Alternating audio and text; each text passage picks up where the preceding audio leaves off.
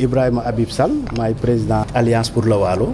Assemblée générale bi nag dafa am ñaari mbir yu ko wund benn bi mooy xam ngeen ni demoon nañu élection locale ak sunu liste bopp bi ñu demee boobu ba léegi nag woote wuñu woon pour remobiliser waat sunu nit ñi. beneen bi ko wund aussi mooy du ñu war a dem élection législative te élection législative yi vraiment ñun sunu tànneef dafa leer du ñu jël ci ñun pour dellu jàppale président de la république ci Benno Bokk Yaakaar pour que mu ëppale député ci pencum ndaw réew mi bu ko defee mu mën a yor Sénégal ci jàmm yor Sénégal ci loo xam ni vraiment ñëpp du ñuy booloo liggéey sunu réew jëm kanam. ñu gis ni fan yi génn kii di njiitu réew bi daal dinay génnee gis si fii département ñu tabb fi bopp yi fi nekkoon naa si côté góor ñi côté jigéen ñi am changement tey ban jàngat ngay def si li ñu mel. waaw jàngat ba ma ciy def bi lu yomb la xam nga politique dafa am loo xam ni moom la ñuy woowe logique politique la parce que tey jii man mënuma woon gëm que ni mën nañu tabb ci góor ñi keneen ku dul Mame Diop.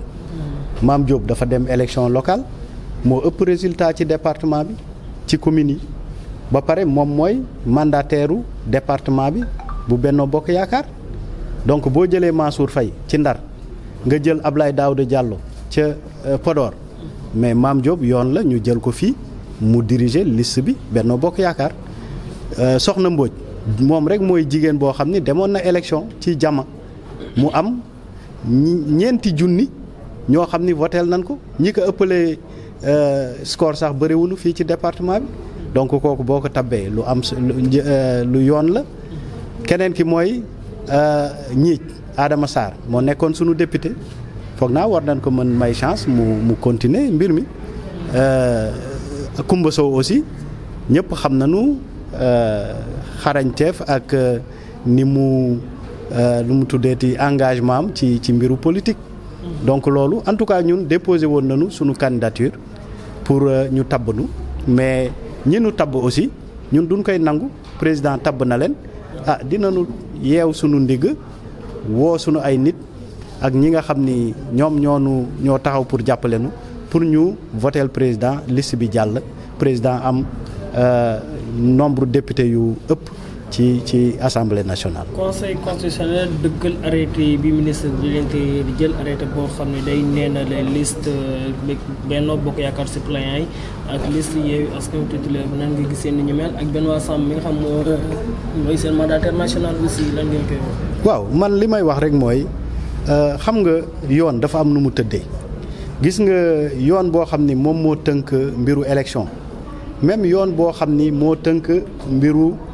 ni nuy àttee doomu aadama ak yooyu du benn yoon boo xam ni moom la ñu moo tënk mbiri élection kooku conseil constitutionnel moom la ñuy wooye le juge électoral moom mooy tranché léegi lii xew en tout cas am na erreur yoo xam ni vraiment ci yenn nit ñi nga xam ni xarañ nañu ci wàllu politique ci wàllu dem élection am expérience am na yenn erreur yoo xam ni kenn waru leen ko baal moo tax li ñuy wax Benoît Sambou war nañu wax expliquer erreur boobu parce que loolu warul am dafa warut am léegi nag nit ki boo defee erreur lu la ci dal nga xam ni noonu la demee léegi juge constitutionnel ñoom lu ñu def sax lu am solo la parce que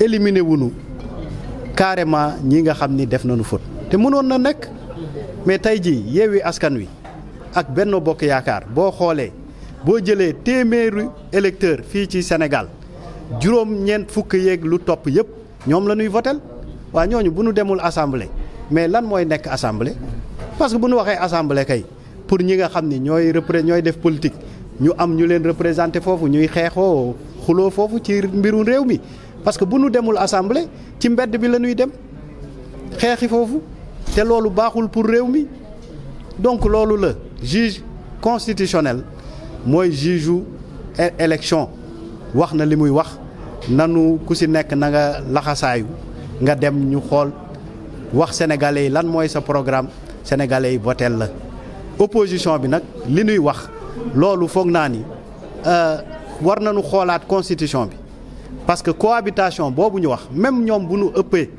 mbooloo ci assemblée nationale mënuñu forcer président mu def ay choix am parce que président rek moo am sañ-sañ définir politique gu Sénégal loolu constitution bi moo ko may parce que même bu ko assemblée bloqué moom am na lu ñuy wax il peut gérer par ordonnance donc loolu te nag am na yoo xam ni situation bu ñuy dugal Sénégal daf ko jarul coono gi nit ñi nekkee buñ ci boolee nag assemblée nationale ak comment dirais-je gouvernement bi di xëccoo di xiiroo di ŋaayoo kooku population bi fan lañ jëm donc loolu mooy mbir mi en tout cas nanu dal ñu dem élection ku nekk li nga am nga xam ni am nga ko mais ñu continuer def su liggéey suñu Sénégal mu jëm kanam. Tout d'abord je tiens à remercier la presse, toute la presse, dire que aujourd'hui 5 juin 2022 nous avons tenu notre assemblée générale pour deux principaux objectifs. Le premier objectif, c'est de remobiliser les troupes. Vous savez que depuis l'élection locale, on a connu un peu de léthargie, mais aujourd'hui, on a profité de l'occasion pour remobiliser les troupes et puis pour aussi préparer les prochaines échéances électorales qui se dessinent, à savoir les élections législatives. Notre choix est très clair. Nous avons décidé, quand même, pour les élections législatives, d'accompagner le président de la République pour lui donner une majorité confortable pour pouvoir gérer ce pays-là dans la paix et dans la cohésion sociale. Lors des élections locales, nous, on avait pris notre responsabilité à aller présenter notre propre liste. Ce sont les fameuses listes parallèles. Mais au vu des résultats, moi je pense que c'est un choix quand même qui est logique politiquement. Parce que si vous parlez du docteur Mame Diop qui est la tête de liste, bon, il a le score au niveau communal, il a le score le plus élevé au niveau du département et il est le mandataire du département au niveau départemental de Dagana. Donc c'est logique. Aujourd'hui, c'est Mansour Faye qui dirige la liste au niveau de Saint-Louis et c'est Ablaye Daouda Diallo qui dirige la liste de Podor. Je ne sais pas pourquoi on ne va pas prendre Dr Mame Diop pour diriger la liste du département de Dagana. Ça ne nous gêne pas. La deuxième chose, c'est la femme qu'on a investie, à savoir Sokhna Mbodj. C'est la seule femme du département qui est allée aux élections et qui a eu plus de 4000 voix. Donc, elle a eu 4000 voix. Il n'y a que 3 responsables qui ont eu des scores plus élevés que celui de Sokhna. Donc, c'est logique. Adama Sarr, il est suppléant parce que lui, il était le député. Vous savez qu'Adama Sarr, au niveau de Niche, il est vraiment très représentatif. Et puis, c'est un grand maire. Comment dirais-je, Koumba Sow aussi. Tout le monde sait que Koumba, c'est une militante de première heure. Et puis, vu sa fidélité et son engagement, sa constance, c'est normal que ce choix-là soit vraiment judicieux. De toute façon, nous, on avait déposé notre candidature, mais on prend acte. Et puis, le président, c'est notre responsable. Et moi, je pense que politiquement, c'est quelque chose qu'on peut accepter et c'est quelque chose qu'on peut défendre. En premier lieu, nul ne peut se prévaloir de ses propres turpitudes. Aujourd'hui, moi, c'est impensable quand même, à un certain niveau de responsabilité, que certaines erreurs puissent échapper à certains responsables. Donc, il nous doit, même la liste de Benno Bokk Yakaar, mais je suis désolé, mais notre ami Benoît Sambou, il nous doit des explications. Parce que là, moi, je pense qu'il y a certaines erreurs qu'on ne doit pas tolérer. Maintenant, ce qui est fait est fait. Moi, je pense même qu'ils ont coupé la poire en deux.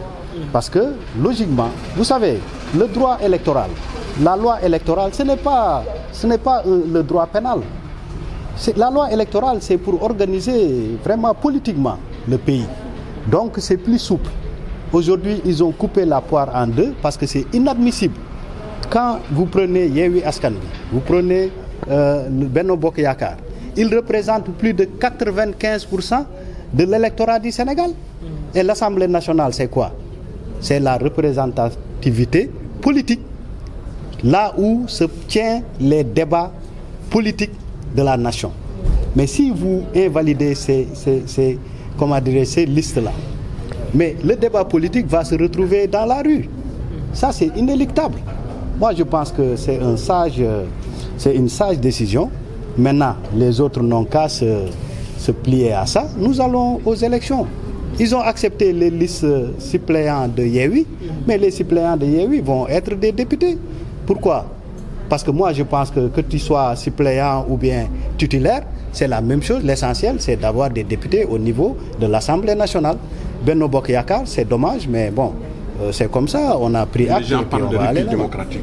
Non, il n'y a pas de recul démocratique. C'est-à-dire qu'une alliance qui fait sa liste, qui fait des erreurs, parce que le droit est interprété. Le juge constitutionnel, c'est le juge électoral. Lui, il peut juger selon sa conviction et selon le contexte du pays. C'est quoi la loi électorale par rapport à la sécurité de notre nation, par rapport à la paix? C'est ça. Parce que la loi électorale, c'est le législateur. C'est-à-dire que c'est après consultation et après concertation des acteurs politiques que la loi électorale est rédigée. Et là, c'est une interprétation. Et moi, je pense qu'il n'y a pas de recul démocratique dans ce pays-là. Tu sais, il y a des pays où, s'il y avait un recul démocratique, il y a des pays où on n'ose même pas regarder la liste du président de la République. On n'ose même pas. Donc là, ils ont porté des recours. Les recours, le juge constitutionnel a tranché. Moi, je pense que, comme on dit, on n'a qu'à aller chercher le suffrage des Sénégalais, que le meilleur gagne. Mais je pense que ce qu'ils disent, vraiment, c'est un rêve. Au Sénégal, c'est impossible. C'est impossible d'avoir une cohabitation dans ce pays-là.